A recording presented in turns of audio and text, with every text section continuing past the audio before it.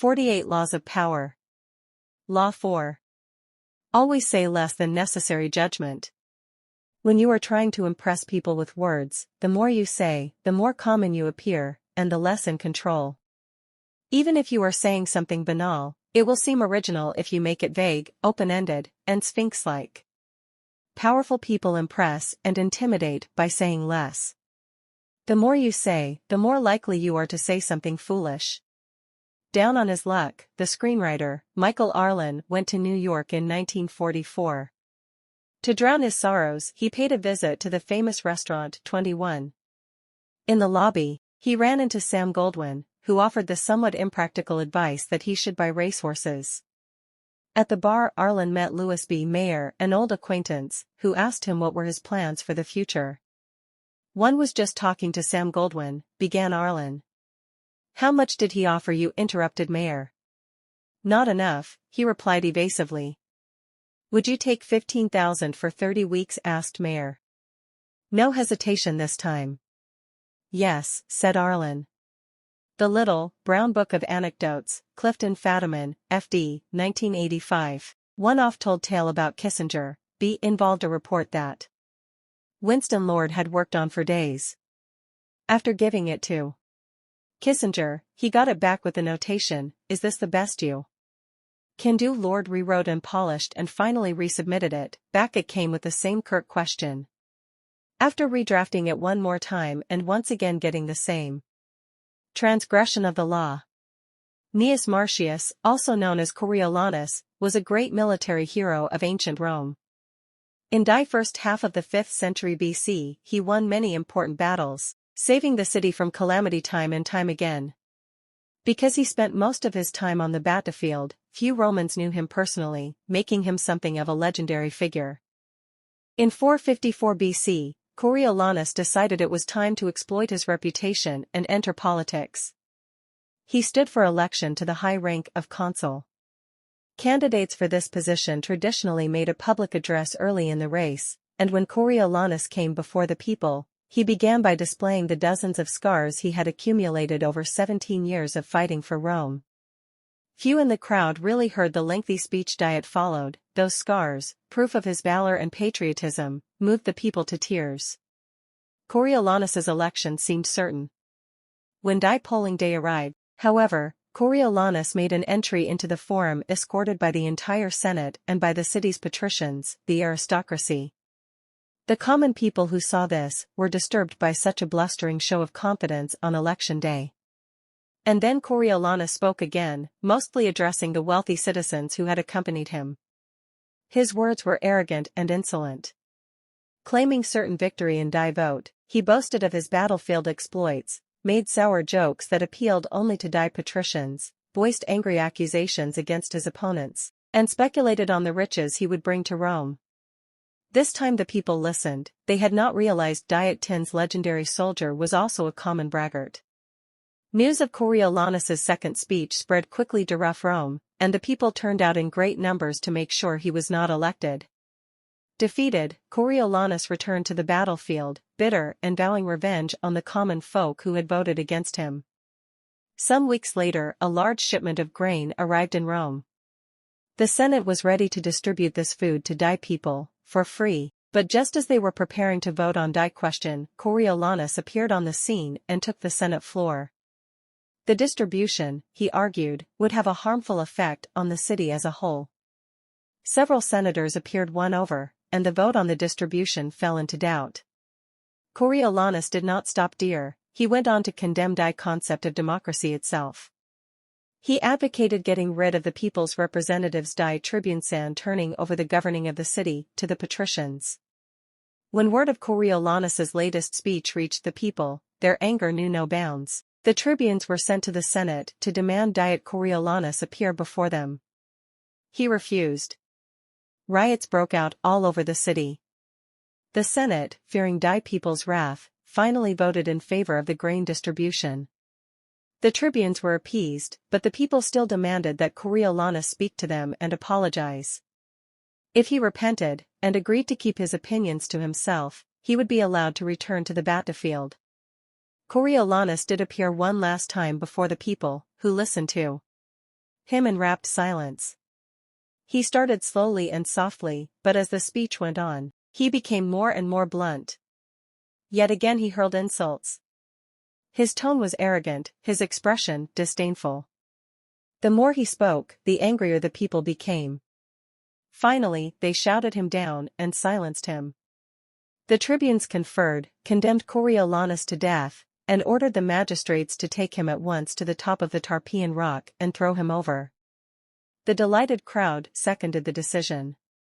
The patricians, however, managed to intervene, and the sentence was commuted to a lifelong banishment. When the people found out that Rome's great military hero would never return to the city, they celebrated in the streets. In fact, no one had ever seen such a celebration, not even after the defeat of a foreign enemy. Question from Kissinger. Lord snapped, "Damn it, yes, it's the best I can do." To which Kissinger replied, "Fine, then I guess I'll read it this time." Kissinger, Walter Isaacson, 1992. Interpretation. Before his entrance into politics, the name of Coriolanus evoked awe. His battlefield accomplishments showed him as a man of great bravery. Since the citizens knew little about him, all kinds of legends became attached to his name. The moment he appeared before the Roman citizens, however, and spoke his mind, all that grandeur and mystery vanished. He bragged and blustered like a common soldier. He insulted and slandered people, as if he felt threatened and insecure. Suddenly he was not at all what the people had imagined. The discrepancy between the legend and the reality proved immensely disappointing to those who wanted to believe in their hero. The more Coriolanus said, the less powerful he appeared. A person who cannot control his words shows that he cannot control himself, and is unworthy of respect. Had Coriolanus said less, the people would never have had cause to be offended by him, would never have known his true feelings. He would have maintained his powerful aura, would certainly have been elected consul, and would have been able to accomplish his anti-democratic goals. But the human tongue is a beast that few can master. It strains constantly to break out of its cage, and if it is not tamed, it will run wild and cause you grief. Power cannot accrue to those who squander their treasure of words. Oysters open completely when the moon is full, and when the crab sees one, it throws a piece of stone or seaweed into it, and the oyster cannot close again so that it serves the crab for meat. Such is the fate of him who opens his mouth too much and thereby puts himself at the mercy of the listener. Leonardo da Vinci, 1452–1519. The king, Louis XIV, maintains the most impenetrable secrecy about affairs of state. The ministers attend council meetings, but he confides his plans to them only when he has reflected at length upon them and has come to a definite decision. One wish you might see the king. His expression is inscrutable, his eyes like those of a fox. He never discusses state affairs except with his ministers in council. When he speaks to courtiers, he refers only to their respective prerogatives or duties. Even the most frivolous of his utterances has the air of being the pronouncement of an oracle. Primi Visconti, quoted in Louis XIV, Louis Bertrand, 1928. Observance of the law. In the court of Louis XIV, nobles and ministers would spend days and nights debating issues of state. They would confer, argue, make and break alliances, and argue again, until finally the critical moment arrived. Two of them would be chosen to represent the different sides to Louis himself, who would decide what should be done. After these persons were chosen, undutiful words of a subject do often take deeper root than the memory of ill deeds. The late Earl of Essex told Queen Elizabeth that her conditions were as crooked as her carcass, but it cost him his head, which his insurrection had not cost him but for that speech. Sir Walter Raleigh, 1554–1618. Everyone would argue some more. How should the issues be phrased? What would appeal to Louis? What would annoy him? At what time of day should the representatives approach him? And in what part of the Versailles Palace? What expression should they have on their faces? Finally, after all this was settled, the fateful moment would finally arrive. The two men would approach Louis, always a delicate matter, and when they finally had his ear, they would talk about the issue at hand, spelling out the options in detail.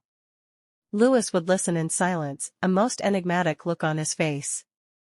Finally, when each had finished his presentation and had asked for the king's opinion, he would look at them, Boschie, and say, "I shall see."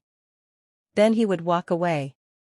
The ministers and courtiers would never hear another word on this subject from the king. They would simply see the result. Weeks later, when he would come to a decision and act, he would never bother to consult them on the matter again. Interpretation. Louis XIV was a man of very few words. His most famous remark is "L'état, c'est moi l'homme de state." Nothing could be more pithy yet more eloquent. His infamous "I shall see" was one of several extremely short phrases that he would apply to all manner of requests. Louis was not always this way. As a young man, he was known for talking at length, delighting in his own eloquence. His later taciturnity was self-imposed, an act, a mask he used to keep everybody below him off balance. No one knew exactly where he stood, or could predict his reactions. No one could try to deceive him by saying what they thought he wanted to hear, because no one knew what he wanted to hear. As they talked on and on to the silent Louis, they revealed more and more about themselves, information he would later use against them to great effect. In the end, Louis's silence kept those around him terrified and under his thumb. It was one of the foundations of his power. As Saint Simon wrote, no one knew as well as he how to sell his words, his smile, even his glances. Everything in him was valuable, because he created differences, and his majesty was enhanced by the sparseness of his words.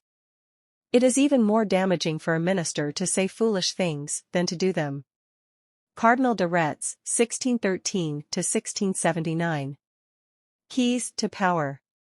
Power is in many ways a game of appearances, and when you say less than necessary, you inevitably appear greater and more powerful than you are. Your silence will make other people uncomfortable. Humans are machines of interpretation and explanation. They have to know what you are thinking. When you carefully control what you reveal, they cannot pierce your intentions or your meaning. Your short answers and silences will put them on the defensive, and they will jump in, nervously filling the silence with all kinds of comments that will reveal valuable information about them and their weaknesses. They will leave a meeting with you feeling as if they had been robbed, and they will go home and ponder your every word. This extra attention to your brief comments will only add to your power. Saying less than necessary is not for kings and statesmen only. In most areas of life, the less you say, the more profound and mysterious you appear. As a young man, the artist Andy Warhol had the revelation that it was generally impossible to get people to do what you wanted them to do by talking to them. They would turn against you, subvert your wishes, disobey you out of sheer perversity. He once told a friend, "I learned that you actually have more power when you shut up." In his later life, Warhol employed this strategy with great success. His interviews were exercises in oracular speech. He would say something vague and ambiguous, and the interviewer would twist in circles trying to figure it out, imagining there was something profound behind his often meaningless phrases. Warhol rarely talked about his work, he let others do the interpreting. He claimed to have learned this technique from that master of enigma Marcel Duchamp, an auteur 20th-century artist who realized early on that the less he said about his work, the more people talked about it. And the more they talked, the more valuable his work became. By saying less than necessary, you create the appearance of meaning and power. Also, the less you say, the less risk you run of saying something foolish, even dangerous. In 1825, a new Tsar, Nicholas I, ascended the throne of Russia. A rebellion immediately broke out, led by liberals demanding that the country modernize, that its industries and civil structures catch up with the rest of Europe. Brutally crushing this rebellion, the Decembrist uprising, Nicholas I sentenced one of its leaders, Kondraty Rylyev, to death. On the day of the execution, Rylyev stood on the gallows, the noose around his neck. The trapdoor opened, but as Rylyev dangled, the rope broke, dashing him to the ground. At the time, events like this were considered signs of providence or heavenly will, and a man saved from execution this way was usually pardoned. As Rylyev got to his feet, bruised and dirted but believing his neck had been saved, he called out to the crowd, "You see, in Russia they don't know how to do anything properly, not even how to make rope." A messenger immediately went to the Winter Palace with news of the failed hanging. Vexed by this disappointing turnabout, Nicholas I nevertheless began to sign the pardon. But then, did Rylyev say anything after this miracle? The Tsar asked the messenger. Sire, the messenger replied, he said that in Russia, they don't even know how to make rope. In that case, said the Tsar, let us prove the contrary, and he tore up the pardon. The next day Raliev was hanged again. This time, the rope did not break. Learn the lesson, once the words are out, you cannot take them back. Keep them under control. Be particularly careful with sarcasm. The momentary satisfaction you gain with your biting words will be outweighed by the price you pay. Image. The Oracle at Delphi. When visitors consulted the oracle, the priestess would utter a few enigmatic words that seemed full of meaning and import. No one disobeyed the words of the oracle, they held power over life and death. Authority, never start moving your own lips and teeth before the subordinates do. The longer I keep quiet, the sooner others move their lips and teeth. As they move their lips and teeth, I can thereby understand their real intentions.